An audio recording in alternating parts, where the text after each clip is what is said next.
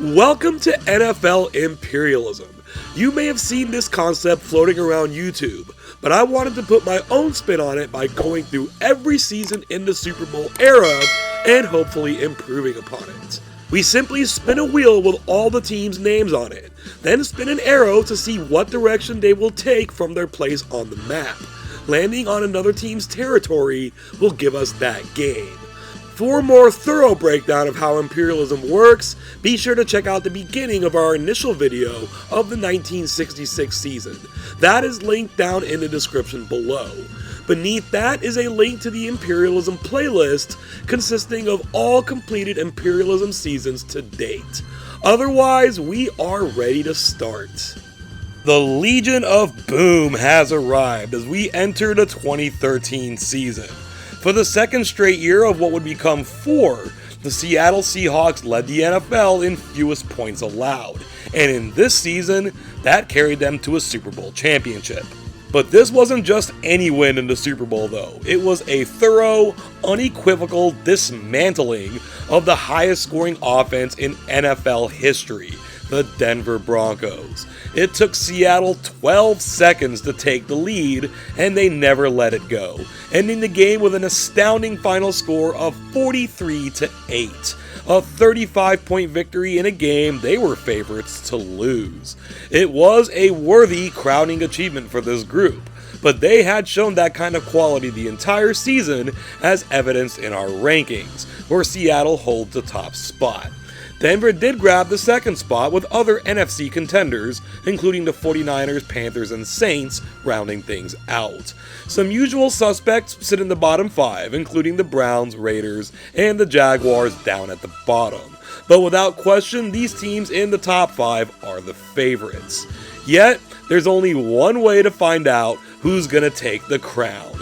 It's time to begin 2013 Imperialism.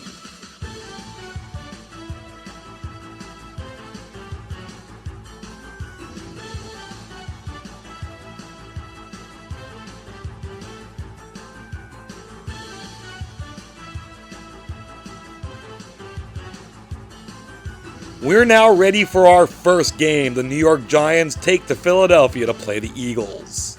Trailing 17-7 late in the third, the Giants are inside the 10-yard line. Eli Manning is going to look for Victor Cruz in the back of the end zone. Touchdown Giants. That's going to cut the lead down to 17-14. The Giants defense steps up big time, gets Philly backed up at their own 1-yard line. The Giants bring the defense up. The Eagles make a change at the line. Out of the shotgun, Nick Foles is going to try to run up, but he's stopped in the end zone by Antrell Roll for the safety. This is a 1-point game, and the Giants have driven the ball down to the 23. But it is 3rd and 15. Eli Manning will now try to step up in the pocket. He gets taken down by Michael Kendricks. So on 4th down, Josh Brown's going to come out to give his team the lead. If he can make this 43-yard kick, he kind of rushes it, and it's going to hook to the left. No good. The Eagles take advantage, drive it down to the 9-yard line. LaShawn McCoy is going to run it in for the touchdown to help put this game away for the Eagles. That touchdown makes this a 24-16 game, and 24-16 is the score the Eagles are going to escape with. The Chip Kelly offense didn't have quite the debut in imperialism that it did in the real NFL, but they got the job done and got the win. The Eagles will take over the Giants' territory, now claiming northern New Jersey for themselves. Let's get this next game on the field. The wheel's going to land on the Cincinnati Bengals, and they're going to stay in the state, going up to Cleveland to play the Browns. Trailing by a point in the second quarter, on 4th and 25, the Browns are going to have to punt here. This goes off to Brandon Tate, collects it at the 30-yard line, gets 10 yards, but that ball is jarred loose, and that's going to be punter Spencer Lanning. Nobody's in the picture. He scoops it up, runs it in for the touchdown. You like seeing punters get their due. Cleveland gets a 13-7 lead, a lead they take into the fourth quarter. The Bengals offense is finally moving. They've got it down at the 2-yard line. The Browns back the defense up, That leaves the middle open for Giovanni Bernard. Takes it into the end zone for the touchdown. It's 14-13 now. Cleveland have it. It's 3rd and 11 at their own 30-yard line. Brandon Whedon in for the injured Jason Campbell gets sacked there by Carlos Dunlap. They're compelled to punt. Since he takes quick advantage, moves it down to the 11-yard line. This is going to be a reverse to Brandon Tate, who's in for the injured A.J. Green. He is going to get wrapped up here at about the 5-yard line, but keeps fighting, holds on to the ball, breaks free, and gets in for the touchdown, making up for his earlier fumble. Cleveland's in a hole now, trailing 21-13, but there is some time left on the clock. They've got it at 4th and 1 from their own 30. Here comes Michael Johnson, but Whedon gets off the pass. Josh Gordon makes the catch and is going to pick up about another 15 or 16 yards. 43 seconds on the clock. Now down to 22. It's 3rd and 4. They're going to run a draw to Chris Ogbanaya. He'll get the first down, but he spins away from 2 different defenders and will score the touchdown with 8 seconds remaining. That looked like a setup play, turned into a touchdown instead. So surely here, Cleveland will be going for 2, and they are. They're going to call in the play. Here comes the game. They can get this to take it to overtime. Otherwise, Cincy will win. They are going to try Ogbanaya again, but that's Vontaze Burfict breaking through for the takedown. And a slow-moving game turned into an exciting finish. Cincinnati wins 21-19. The Browns might be a bottom 5 team, but they sure put up a fight at home. It wasn't enough, though. The Bengals will take over their territory, and they have dominion over the state of Ohio.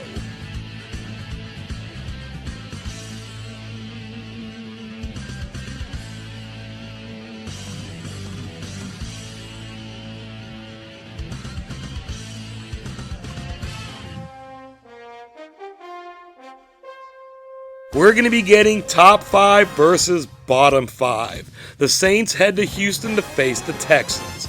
Houston will be in the uniforms of the Buffalo Bills.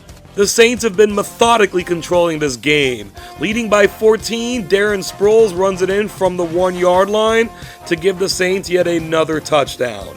They get out to a 21-0 lead. They hold a shutout till the 4th quarter when Houston does score.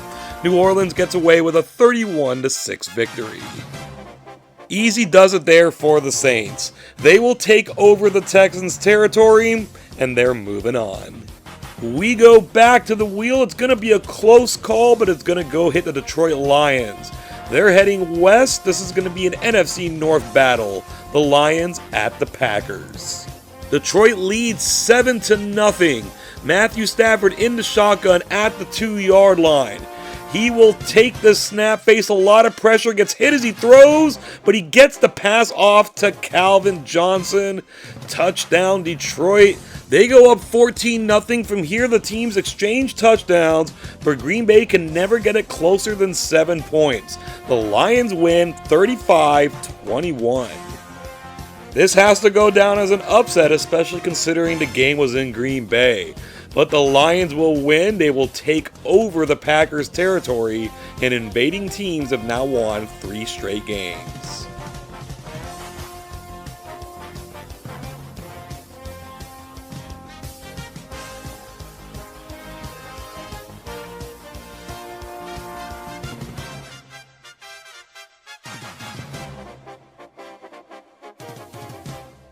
We've been getting in some expansions, but now it's time for a game. The Philadelphia Eagles are the only team who have defended their land this season.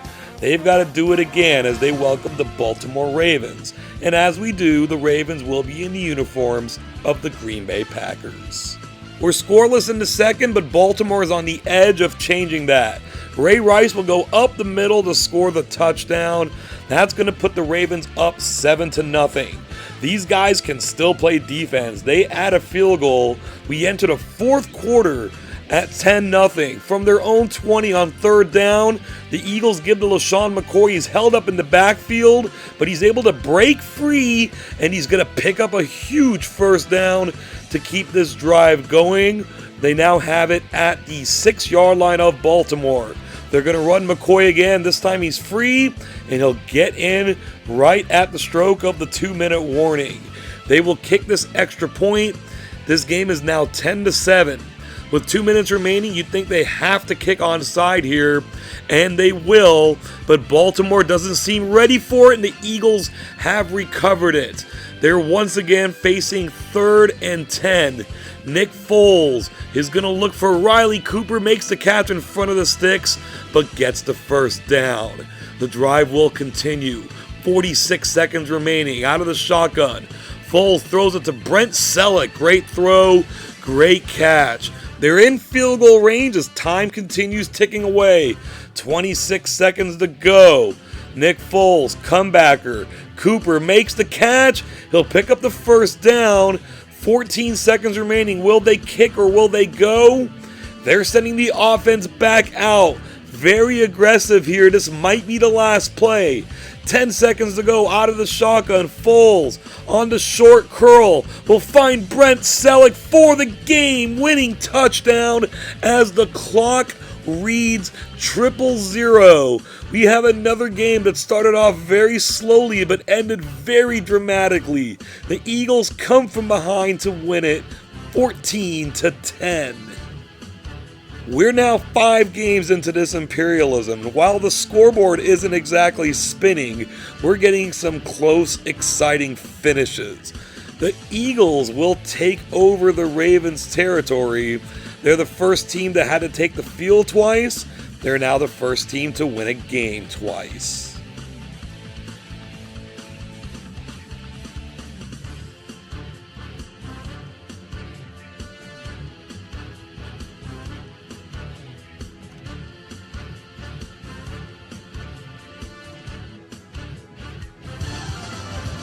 The Eagles are being forced to defend their land once again, this time against their in-state rivals, the Pittsburgh Steelers. Trailing 17-10 in the third quarter, the Eagles are needing a spark.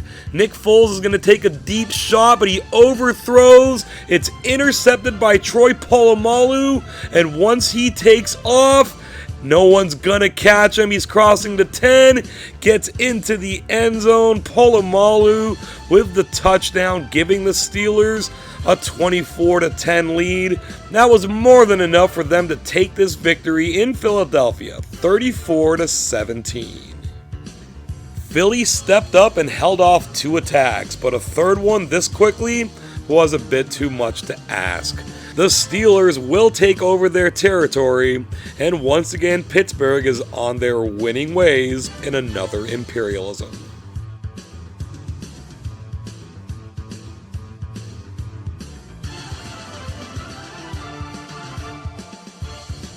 The wheel has landed on the Miami Dolphins. They're heading over to Tampa to face the Buccaneers.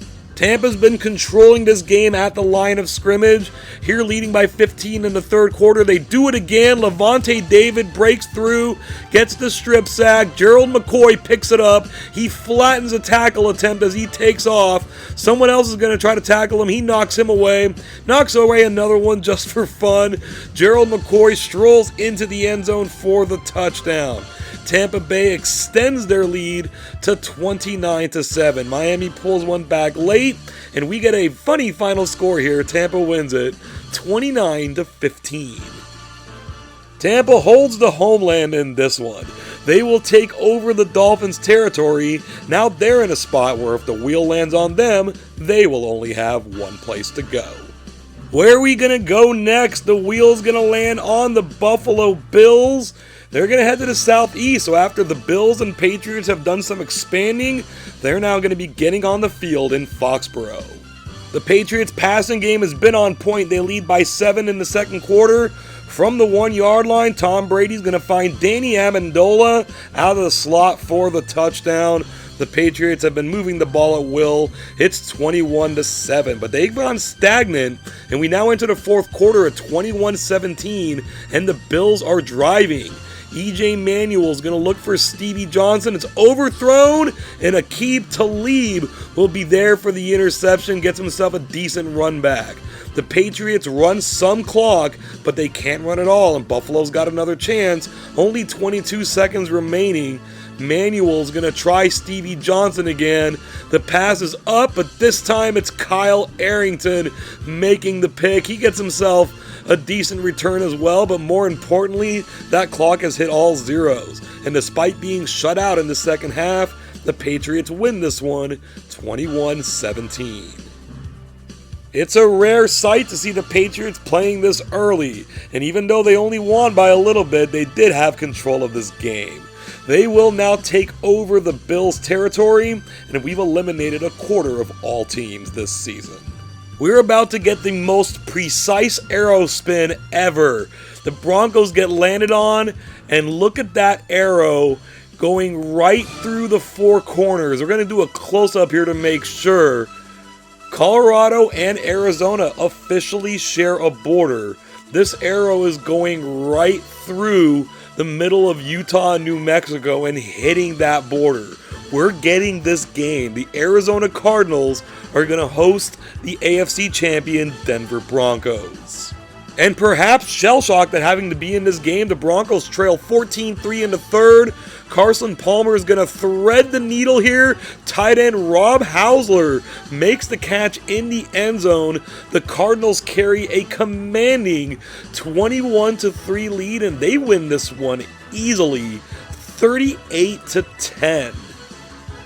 The Broncos might have a bugaboo about the NFC West because they seem to have picked off right where Super Bowl 48 left off.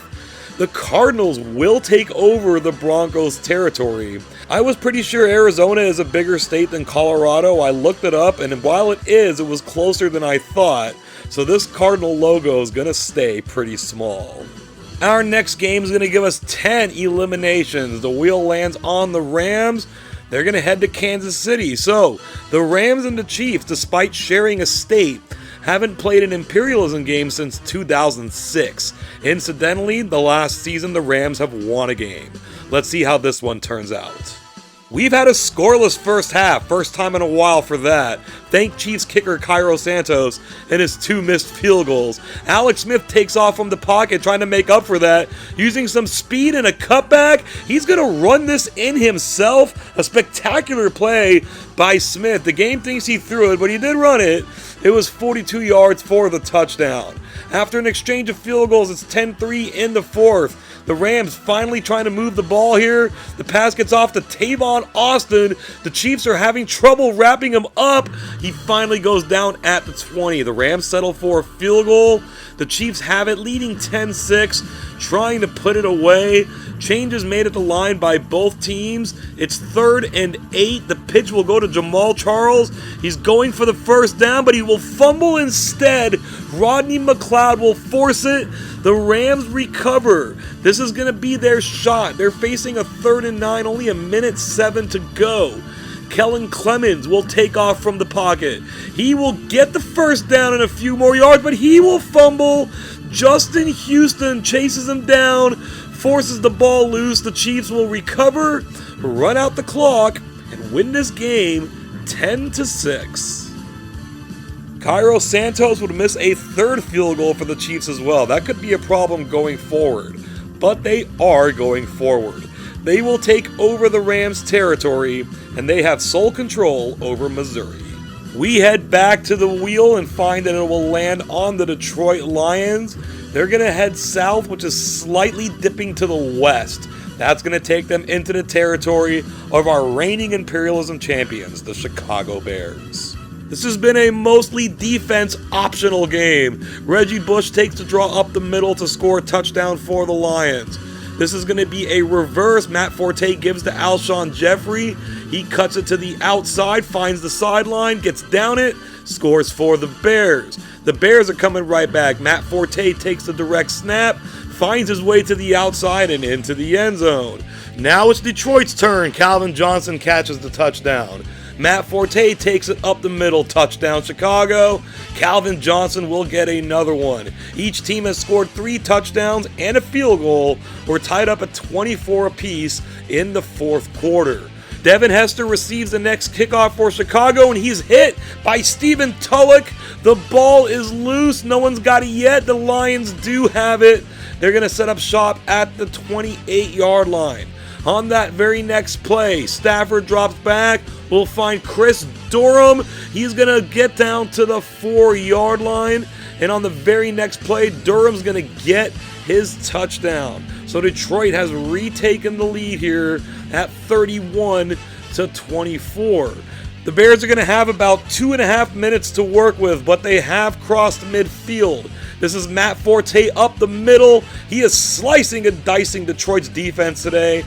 Picks up 21 big yards. On the next play, 2:14 now left. Out of the shotgun, Jay Cutler stands and waits. Brandon Marshall leaks out. Cutler finds him and he will score the touchdown with 1:55 to go. The only question is, did they leave Detroit too much time? The extra point will be good. We're tied at 31. Detroit now has it. 1:42 to go.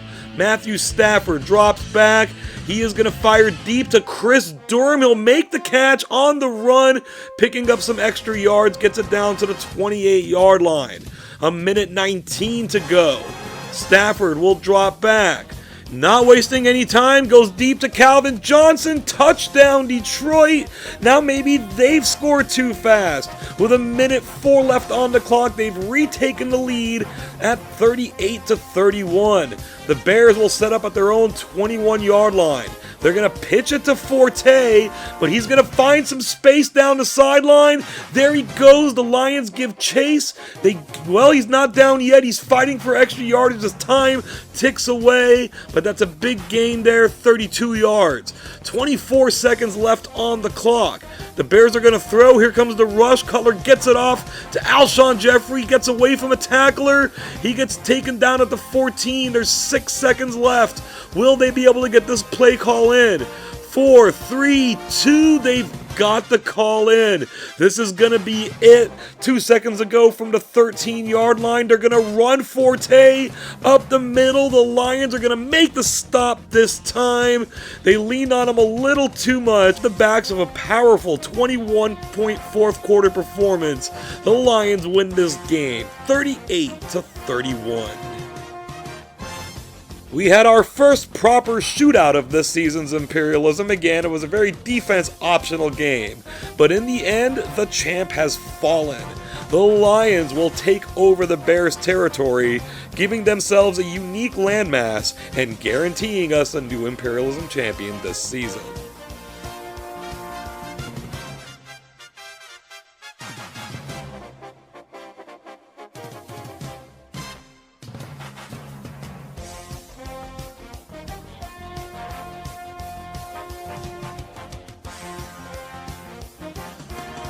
The Panthers didn't have a whole lot of room to hit the Tennessee Titans territory, but that's just what they did. That game is next.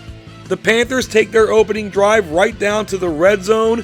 From the 17-yard line, Cam Newton finds tight end Greg Olsen, goes up, makes the catch, scoring the touchdown, opening this game up at 7-0. And as it turns out, that's all Carolina would need. They ran the score up on the Titans and win this game 44-3. The Panthers had no problem with this one. They will take over the Titans' territory. The color scheme between the Panthers and the Lions is a little too close, so we went ahead and changed the Lions' background into gray. We're down to just 20 teams remaining. The wheel's going to land for the first time on the Colts. There's only 2 places they can go, and they actually went to the shorter border. They're crossing over into the Bengals' territory to play Cincinnati. With the third quarter coming to a close, we're tied at 7 apiece. Off the play action, Andrew Luck throws short to Darius Hayward-Bay, but he's able to run out and pick up a lot more yards, getting into field goal range. And as we get into the fourth quarter, that's what the Colts are settling for. 42-yard attempt from Adam Vinatieri. The Bengals get close to blocking it. Vinatieri puts it up, and it's just good. Indy sneaks into the lead at 10-7. A quick hitter from the Bengals here gets to A.J. Green. He picks up some extra yards. Another quick toss to Green gets them into field goal range. They've driven it even further now to the 5-yard line. The Colts are bringing the heat, but Dalton gets it off. Marvin Jones with the touchdown pass. The blitz doesn't work. The Bengals get into the lead at 14-10. The Colts are going to have time to respond. They're backed up at their own 24-yard line. Play action once again. The pass to Darius Hayward-Bay once again. Good yak on that play.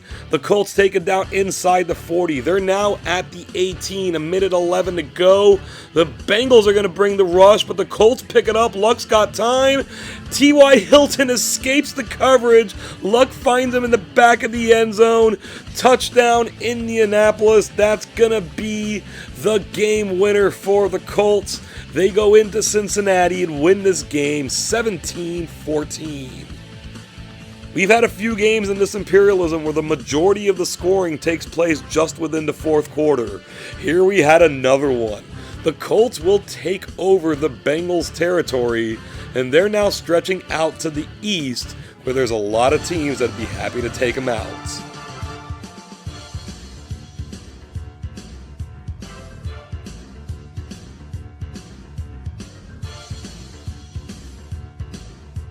We're getting two teams on the field for the first time this season. The Jaguars head to Atlanta to face the Falcons. The Jaguars cling to a 10-7 lead in the fourth quarter. Chad Henne's looking for somebody to throw this ball to. He goes to his running back, Maurice Jones-Drew, makes a diving catch in the end zone. That'll put Jacksonville up 17-7. Atlanta's driven it down late. They can get a field goal here on fourth down, but they're going to try to score the touchdown. Matt Ryan's going to find Tony Gonzalez for that touchdown. That's going to make this a 17-15 game. They're actually going to go for two and get it. So if they can get this onside kick, they could win this game with a field goal. It's laid down, but the Jags just barely recover it and hold on for the upset win in Atlanta, 17-15. And yes, that is a massive upset. The Jaguars are at the bottom of our rankings, and they go on the road and win this game. They will take over the Falcons' territory, and they might have some plans to stick around. Let's see how that works out for them. Well, we might be getting an immediate sense of how long the Jaguars are going to last. The Buccaneers are landed on the wheel, and they're going to Jacksonville to face the Jaguars. Tampa's forced into a punt in the first quarter, leading 3-0. The Jaguars come after it, but Michael Cannon gets the punt through. Ace Sanders will return for the Jaguars. He gets it to the 15, but he loses the ball. They go from almost blocking the punt to losing it on a fumble. The Buccaneers will scoop it up. That's a big man touchdown for left tackle Donald Penn. That gives Tampa a 10-0 lead. The Jaguars offense couldn't go anywhere in this game. The Bucs win it in a shutout, 20-0. The Buccaneers are far from world beaters, but they were better than the Jaguars in this one. They will take over Jacksonville's territory, and this 4-win team from 2013 now has 2 wins in this season's Imperialism.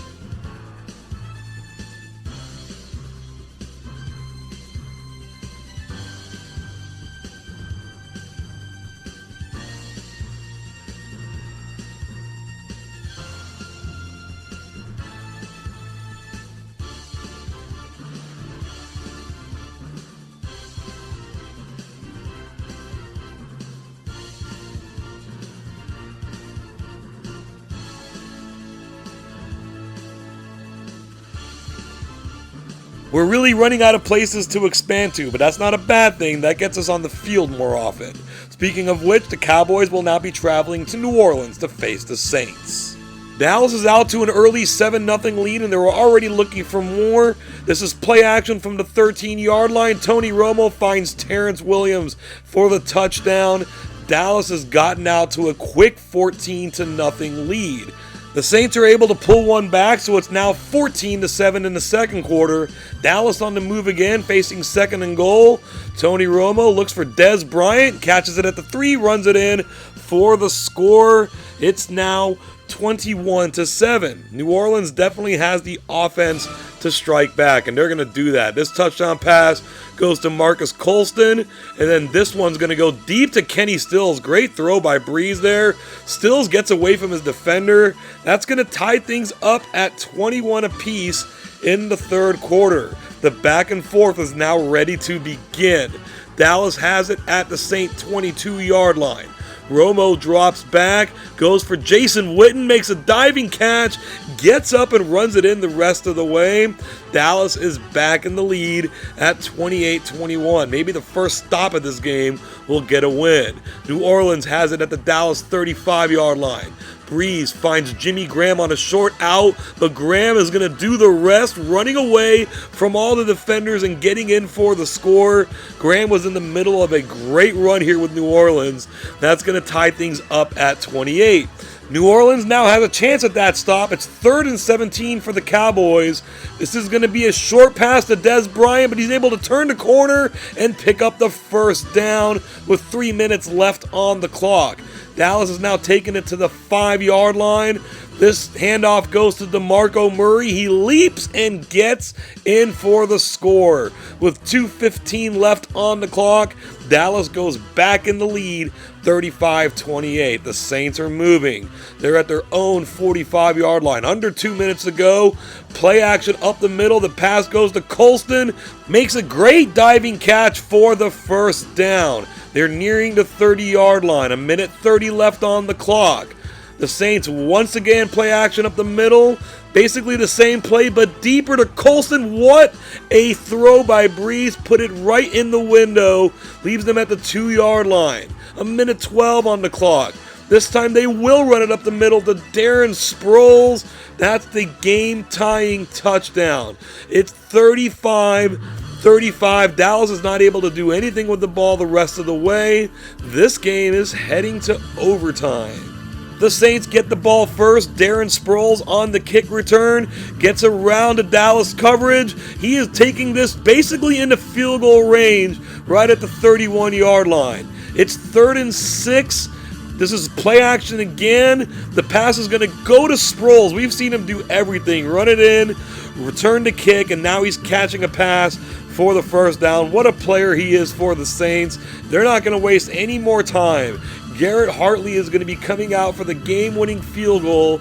This is going to be from 36 yards away. They put no pressure on the kick. Hartley puts it up and in.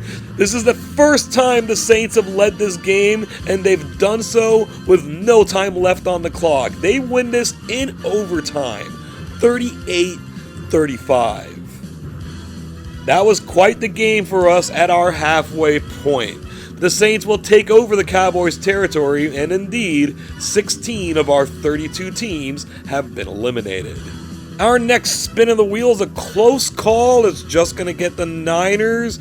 They're going to head to the northeast into Nevada, but in reality, they're just hopping across the bay to face the Raiders. The Niners put together a workmanlike defensive performance in this one. Leading 17-0 in the fourth quarter, Bruce Miller takes this handoff into the end zone for the touchdown. This game was never really in any kind of doubt. It's now 24-0. Oakland pulled one back before it was over to give us our final score of 24-7. The Niners had a big slip-up in their first game of last season's Imperialism. No such slip-up this time. They will take over the Raiders' territory, and believe it or not, that was our first game to take place on the West Coast. We're going to head back to the Northeast. This wheel's going to land on the Pittsburgh Steelers. They're taking their shot into New England to play the Patriots. New England leads 14-10 in the third quarter from the Pittsburgh 31-yard line. This pass goes up to Julian Edelman. He goes up to get it, scoots in the rest of the way for the touchdown. That will give the Patriots a 21-10 lead. And from here, the floodgates open. The Steelers' defense fell to pieces, and the Patriots win 42-16. This is the first time since the Patriots went back-to-back in 2007-2008 Imperialism that they've won multiple games in a year. They will take over the Steelers' territory, and maybe this is the team, despite not being as strong as others, that can make a deeper run.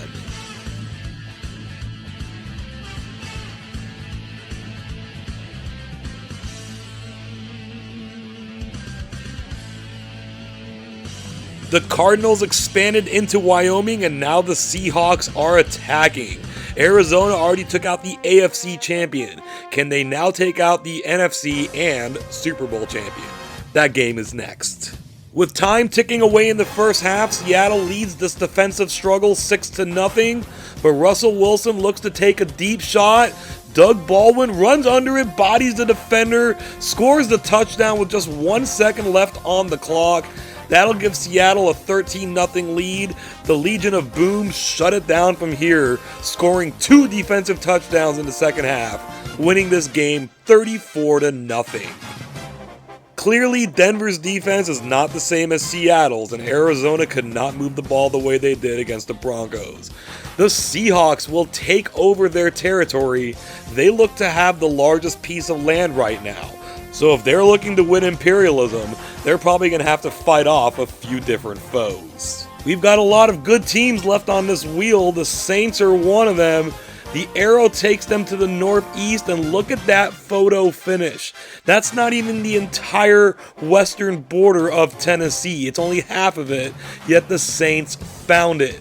They're going to be traveling to Carolina to take on the Panthers in this top 5 matchup. The Panthers are in Saints territory, leading 14-10 in the fourth quarter.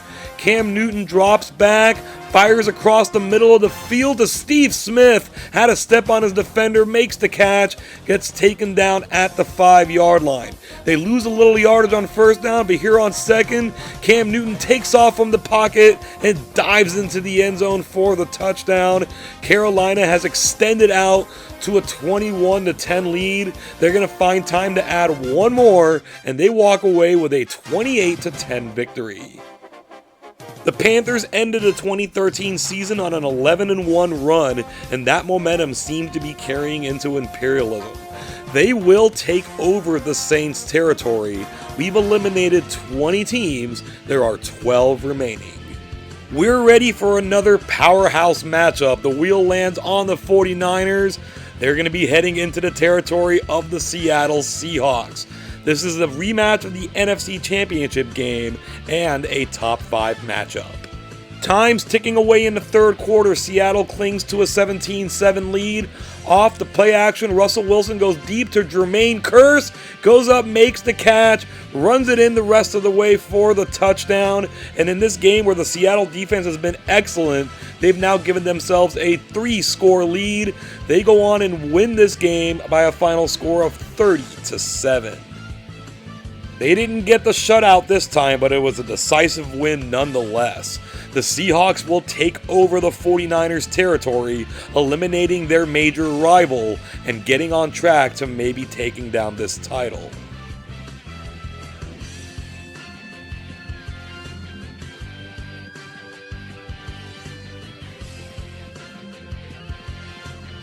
We're getting the Washington Redskins on the field for the first time, heading to Carolina to face the Panthers.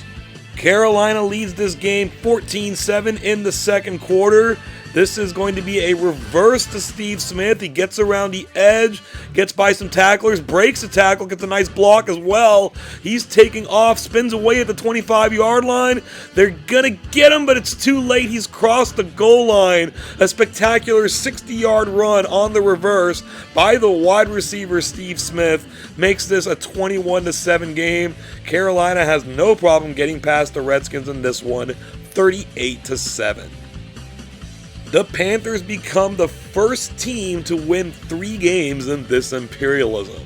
They will take over the Redskins territory. We're down to 10 teams remaining. Only the Vikings, Chargers, and Jets have yet to play, while the Chargers and the Jets have yet to move from their original position. We're pushing toward the end of 2013 Imperialism. The Patriots are chosen, and this photo finish shows that the arrow coming out of the Patriots logo is hitting the tail of West Virginia, which is territory of the Indianapolis Colts. That game is next. The Colts offense has been in tatters in this game, turning the ball over 3 times in the first half. Each time the Patriots have scored a touchdown, including this run by Stephen Ridley, giving the Patriots a 21-0 lead. Before the game was over, the Colts could not hit 100 yards of offense. They turned the ball over 3 more times, and the Patriots win 45-0. The Colts become the 3rd team to be shut out this season, and all 3 did so at home. The Patriots take over the Colts territory, and we're now down to the single digits in teams remaining. All they've done is expand so far, but there's nowhere for the Vikings to expand now. They're landing on the wheel, they're heading to the east to take on the Detroit Lions. It's only a 10-3 game in the fourth quarter, but the Lions are in striking distance. Matt Stafford throws to Calvin Johnson, and when you have Calvin Johnson on your team, your own 1-yard line is striking distance. The Lions get ahead by a score of 17-3. Their offense really came alive in this fourth quarter, getting out with a 31-3 victory. And with that win, the Lions have eliminated every team from their division, the NFC Central. They will take over the Vikings territory, and only a quarter of all teams now remain. We're getting one of our first-time teams out on the field. The wheel lands on the Jets. They had a small chance to expand into Delaware, but instead they're heading over to face their division rivals, the New England Patriots. The Patriots defense is at it again, already leading 10-0 in the first quarter. Jamie Collins breaks through for the strip sack. The ball is loose. It's scooped up by Rob Ninkovich for the Patriots. Runs it back in for the score. And before the first quarter is even over, New England's up 17-0. They would force 4 total turnovers in this game, winning it by a score of 44-16. And if you're keeping track, that is a total of 10 takeaways for the Patriots defense in the last 2 games. They will take over the Jets territory, and after having several close games, all of our last 9 games have been decided by at least 17 points each. We're 6 games away from crowning a champion. The Chiefs are selected on the wheel. They're going to travel to Detroit to play the Lions. Detroit's only beaten teams from its division in this Imperialism. The Chiefs are a playoff team. How will this game go? The Lions trail 7-6 in the second quarter on a 3rd down. They're going to run a reverse to Calvin Johnson. He looks like he has the edge, but the Chiefs defense will catch up to him. But worse than not picking up the first down, Calvin Johnson is knocked out of this game injured, and it had a massive effect on the Lions the rest of the way. They're going to have to count on their defense. The Chiefs face a 3rd and 7, and Ndamukong Suh breaks through the line, strip sack on Alex Smith. It's picked up by the Lions, and they run it down to inside the 10. It's 3rd and goal from the 5-yard line. The pitch goes out to Reggie Bush, and he falls the wrong direction and doesn't get into the end zone. So on 4th and inches, Detroit will go for it, and they're lined up in the shotgun. They are right on the edge of the goal line. Stafford's going to throw. He's got time. He looks for Joyke Bell, and he'll make the catch for the touchdown. We said that the Lions offense struggled. They really did, but getting this field position helped them score. It's 13-7. That's still the score in the fourth quarter. Kansas City faces a 3rd and 30. Alex Smith throws a perfect slant to Jamal Charles. He picks up a good chunk of it. It's now 4th and 7, much more manageable. Out of the shotgun, Smith is gonna find tight end Ryan McGrath for the first down, keeping the drive alive. The Chiefs have eaten a lot of clock, slowly moving the ball to 3rd and goal from the 5. Suh brings the pressure. The pass is incomplete. On 4th and goal, how are the Chiefs going to handle this pass rush? They're just going to pitch it to Charles. He gets around the edge, but they stop him at the 1-yard line. The Lions run out the clock, and they get the 13-7 victory. Well, we got our close game. The Lions had 43 yards of offense after Calvin Johnson's injury. The defense surely stepped up in this one. They will take over the Chiefs' territory. We're down to 6 teams remaining, and all of these teams have won multiple games now, except for the Chargers, who have yet to enter the fray. Who's going to be next on the wheel? It will land on the Patriots, and the Lions are having to get right back on the field. This time they're facing New England. Detroit's moved the ball right down the field on its opening drive. They're at the New England 9-yard line. Matt Stafford throws for Chris Durham, but Devin McCourty flashes in front of the ball, makes the interception, breaks a tackle. He's taking off down the sideline. The Lions are giving chase. It doesn't look like they're going to get him. And once again, New England's defense with the takeaways is making the difference. The offense hasn't even seen the field yet, and the Patriots lead 7-0. It's now 21-10 in the fourth quarter. The Lions need to mount a desperation drive. Getting the ball to Calvin Johnson's a good idea, but he will fumble. Kyle Arrington forces it. The third takeaway in this game for the Patriots. They get a good return. They don't do anything with it. The Lions get it back, and they're at the 6-yard line. Very little time left. Calvin Johnson's going to make the touchdown catch with 21 seconds to go. So Detroit was trailing 21-3. They're now down 4. It's all going to come down to this onside kick. It's put down. It's loose. The Patriots will recover, and they will hang on for the 21-17 victory. Unfortunately for the Lions, there's no other way for them to look at this game other than they blew it. The Patriots will take over their territory. We have 5 teams remaining. 4 of them were in the playoffs, including the Super Bowl champion. And we still have the 4-win Buccaneers hanging out down here in the Southeast. We're ready for another big matchup here. The wheel's going to land on the Panthers. We're getting a photo finish to see that this arrow is going to bypass the state of Mississippi. And as we enlarge the arrow, we see that it will eventually hit the territory of the Patriots. So New England's back on the field, hosting the Panthers. Off an earlier takeaway, the Patriots lead this game 7-0 in the second. Stephen Ridley goes up the middle. The Panthers don't lay a finger on him. He rolls in untouched for the score, giving the Patriots a 14-0 lead. Carolina is now in comeback mode. Cam Newton's going to throw this pass. Guess what? The Patriots intercept it. Cam Newton's going to fumble this ball. Guess what? The Patriots are going to recover it. More takeaways for the Patriots. They get this game in a shutout, 21-0. This is the Patriots' 6th victory in this imperialism. They're almost averaging 1 takeaway per quarter. They've taken the ball away 21 times. If they keep doing that, no one's going to beat them. That said, they have taken over the Panthers' territory, and we're down to our final 4. It's taken this long, but the wheel will finally land on the San Diego Chargers. They're boxed in by the Seahawks, so to Seattle they go. We're scoreless in the second quarter, but Seattle's on the move. They're at the San Diego 43. This direct snap goes to Marshawn Lynch, cutting through the middle. They catch up, but Marshawn done pushed this dude right off of him, getting into the end zone for the touchdown. Not the full-on beastquake, but an aftershock for sure. Seattle leads 7-0. The ensuing kickoff goes to Danny Woodhead. He's met by Bobby Wagner. The ball is loose. Earl Thomas is going to scoop it up and run it right in for the touchdown.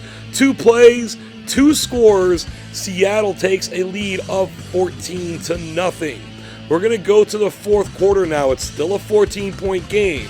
The Chargers are at the Seattle 10. Ryan Matthews goes off tackle, gets through 2 or 3 different defenders and scores. An impressive run there. That's going to cut the lead down to 21-14. Will the Chargers kick this away, or will they go for the onside? They're going to try to onside kick it, but Marshawn Lynch makes the recovery. He's getting a pretty good return out of this to inside the 30. They take that into the end zone eventually, and the Seahawks will win this game 28-14.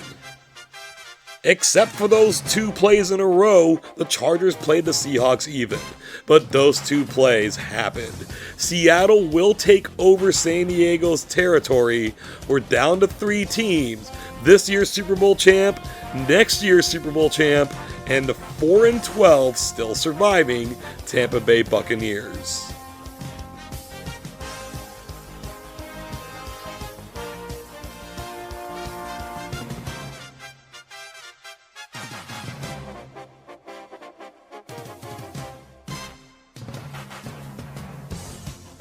We've got our semifinal matchup, and it's gonna be a doozy.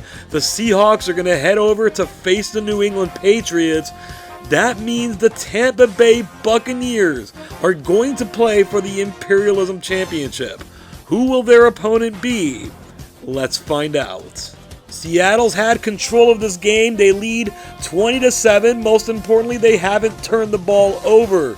They're at the New England 11-yard line. Russell Wilson goes to his big receiver, Jermaine Kearse, and he makes a big catch for the touchdown. That's going to put Seattle up by a score of 27-7. After an exchange of touchdowns, the Seahawks win this one 4-14. The Patriots couldn't do what they had been doing, forcing turnovers. Seattle stays turnover free, they win the game, and they book a date in the title game with the completely unexpected Tampa Bay Buccaneers. They are 4-12. We've never had a losing team win Imperialism. If they're the first ones to do it, it would be quite monumental, considering they're going to be facing off with the Super Bowl champion Seattle Seahawks. We got to get this game on the field. The only thing we've got to do is spin the wheel and find out who's on the attack. It's gonna be close, but the wheel's got just enough juice to creep into the Seahawks portion of the wheel. So the Tampa Bay Buccaneers are going to be heavy underdogs in this game, but at least they're going to have home field advantage. Who's going to win 2013 Imperialism? Let's get on the field and find out. The Bucs have it first. They're at their own 37, facing a third down. Mike Glennon wants a chunk play, though. He's going to go deep to Vincent Jackson, makes the catch in coverage. First down, Tampa Bay. They've methodically moved it down to the Seahawk 13-yard line. The pitch on third down goes to Bobby Rainey. The Seahawks are wise to it. Ryan Lindell comes out for a 28-yard field goal. Not the prettiest kick, but it's in. Tampa leads 3-0. Seattle's now moved it to Tampa's side of the field. Russell Wilson drops back. He wants to go deep to Jermaine Kearse, makes the catch, runs it inside the 10, but he fumbles the football, and Tampa Bay picks it up. If they're going to win this game, this is how they're going to have to do it. But Seattle's defense gets the Seahawks the ball back. We're in the second quarter. Seattle's at their own 38. They're going to run Marshawn Lynch off left tackle. He finds the edge using some speed. Nice tackle there by the Bucs to get him down, but Seattle's on the move. They're now at the 30-yard line. Russell will drop back. Out of the slot is Doug Baldwin, makes the catch at the 10, runs in for the score. So Seattle's not particularly playing its best football here, but they've taken a 7-3 lead. What kind of response does Tampa Bay have? They've gotten it near midfield. Seattle makes a change on defense. Tampa shifts them to an entirely new formation. Glennon is going to look downfield for Tequan Underwood, makes the catch, spins away from the tackle, and gets the ball inside the 10-yard line. What can Tampa do here? Nothing on first and second down. On third and goal, the Seahawks rush is coming, and Red Bryant's going to get him down for the sack. They're going to have to bring Ryan Lindell out again. Seattle almost blocks the kick, but Lindell gets it up and in. Much cleaner kick this time, but Tampa still trails by 1. Seattle now facing a 2nd and 2 from their own 41. Handoff goes to Marshawn Lynch. Gets around the outside, spins away from a tackler. He's got his mojo working today, breaks a couple of tackles. They finally take about 3 guys to get him down at the 13-yard line. They're now at the 8. They've got Doug Baldwin in the backfield. They're going to pitch it to him. He's going to cut it back inside and score the rushing touchdown. That was unexpected. Tampa's really against it here. They've been playing well, but they find themselves down 14-6. Time ticking away in the first half. Maybe they can sneak in another field goal. Glennon looking across the middle, but that pass is intercepted by Walter Thurmond. So now Seattle has a chance to extend their lead.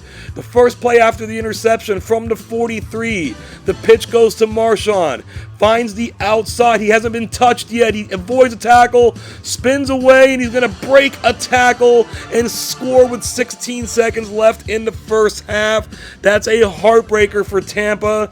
They're down 21-6. Seattle gets the opening kickoff of the second half, run it down to the 13. They're going to try Baldwin out of the backfield again, and Tampa's nowhere to be seen. He scores his third touchdown of the game, 2 rushing, 1 receiving, and from here the beating is on. Seattle takes a 28-6 lead. Tampa scrounges back a little bit in the fourth quarter, but not nearly enough. The Seahawks run away with this one, 44-12. And now for the third time, the Seattle Seahawks reign supreme over the United States of America, getting in more games than they're used to playing this season. But when you've got the Legion of Boom, that doesn't matter. The Seattle Seahawks are your 2013 Imperialism champions. A Seahawks-Broncos Super Bowl rematch in the Imperialism title game was always going to be unlikely given their geographic proximity, but it could have been expected that they would hook up at some point. Instead, Denver went one and done, while Seattle advanced to the title game against a highly unlikely opponent in the Tampa Bay Buccaneers. These two teams entered the NFL together in 1976, and 37 seasons later, they had their first ever Imperialism matchup, and it was for the title. In this season, though, Seattle was clearly the better team. And what a team! The engine of this offense was undoubtedly Beast Mode himself, Marshawn Lynch. Their 3-receiver set of Doug Baldwin, Jermaine Kearse, and Golden Tate lacks superstardom, but certainly doesn't lack productivity. And the man in the middle of it all, center Max Unger, piloted a steady, if not overwhelming, offensive line that did enough to give Marshawn running room and keep defenses off of Russell Wilson. But when we're talking about defense, we're talking about this absolute unit right here. This back seven can rival just about any back seven in NFL history. Middle linebacker Bobby Wagner, flanked by stalwarts KJ Wright and Bruce Irvin, then the Legion of Boom itself. Richard Sherman, Byron Maxwell, Earl Thomas, and the criminally underrated Cam Chancellor, the rightful MVP of Super Bowl 48. Then you've got guys like Michael Bennett, Malcolm Smith, Walter Thurmond, and Jeremy Lane, who aren't even starters. Simply magnificent. Scores this season in Imperialism were streaky. Home teams would win several in a row, then road teams would win several in a row, with a mix of close games and not so close games. As we delve into the second half of games, scoring picked up, but so too did shutouts, as we had 4 of them overall. Only 2 of the final 14 games were decided by 1 possession, with the championship game not being included in that category. Seattle's win in that championship game places them at the top of the season standings at 5-0, but it was the Patriots scoring the most victories with 6. The Lions racked up their most victories in a season since grabbing 5 20 seasons earlier in 1993.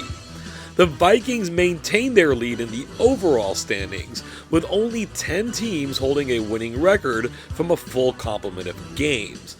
The NFL's 3 mid-90s editions have winning records as well, still leaving us with 13 out of 32 in that position, less than half.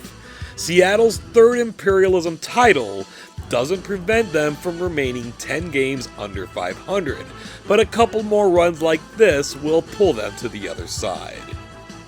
Thank you so much for watching this video and making it all the way to the end. Your support is greatly appreciated. Please show that support with a like, some shares, subscribing to the channel, and dinging that bell to receive all future notifications. One last look at the mighty Seattle Seahawks after they stormed the land and made it all their own. They will be in prime position to repeat in 2014, but there will be plenty of other teams with something to say about it. Please be sure to join us for that. Thank you again for joining us today, and until next time, I hope you have an awesome day.